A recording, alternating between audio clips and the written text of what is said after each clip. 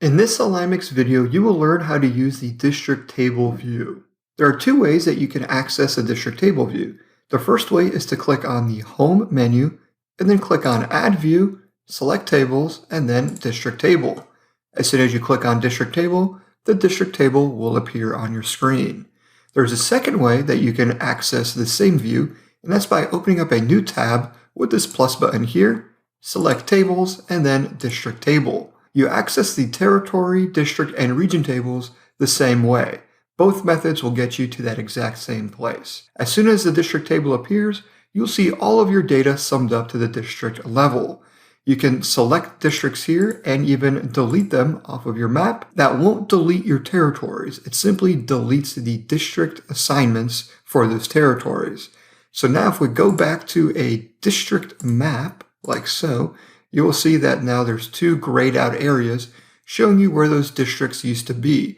But in reality, it's just the district assignments that have been deleted because the territories are still found here in our territory map. So let's go back to our district table view. And from here, you can also change the ID and the name of these districts. You simply click on that row and you can rename that district like so. And then you can also reassign district managers using this drop-down menu. The only way your sales personnel will appear in this drop-down menu is if these people have been given the role of district manager. So if you'd like to promote some of your sales reps to district managers, you will have to do that in the Edit Personnel button. Moving down the line here, we also have our region assignments. So by default, we have territories assigned to districts and districts to regions, and we have those region assignments shown here. Clicking on the drop-down menu, I can reassign any of these districts to a region that we've already created in this file. To create a new region, you'll have to do that using the other methods of creating those assignments, where you can lasso your districts in a district map view or access the district properties and manually assign each district to a region. Going down the line here, we've got our visible and locked section. So if it has a check mark on visible, that means those districts are currently visible on your map. And that also applies to your territories.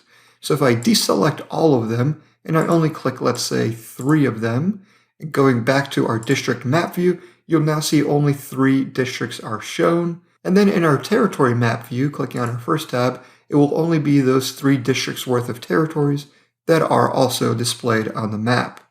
Let's go back to our district table view. We also here have the locked section.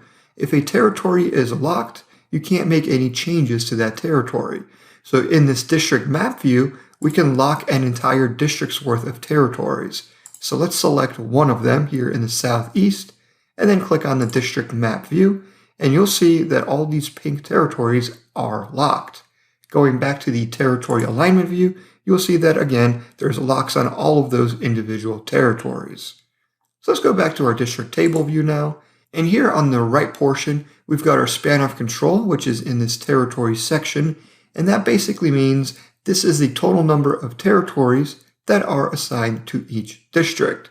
We then have a calculation of the total area for this district and a measure of compactness. The closer these percentages are to 100, the closer these district shapes are to a full circle.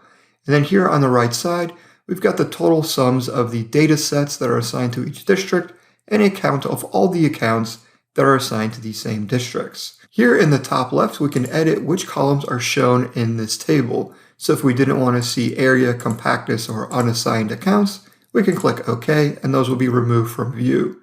Now nothing's been deleted, it's just this view has been customized. You can also use the Edit Column button here to reorganize the appearance of your columns. So you can shift around the order by using these down arrows and up arrows. So let's close out now. And the final thing you can do from this district table view is you can export this entire district to an Excel file, where you can have this exact same table just shown in Excel format. And there you go. You've just learned how to use the district table view here in AlignMix.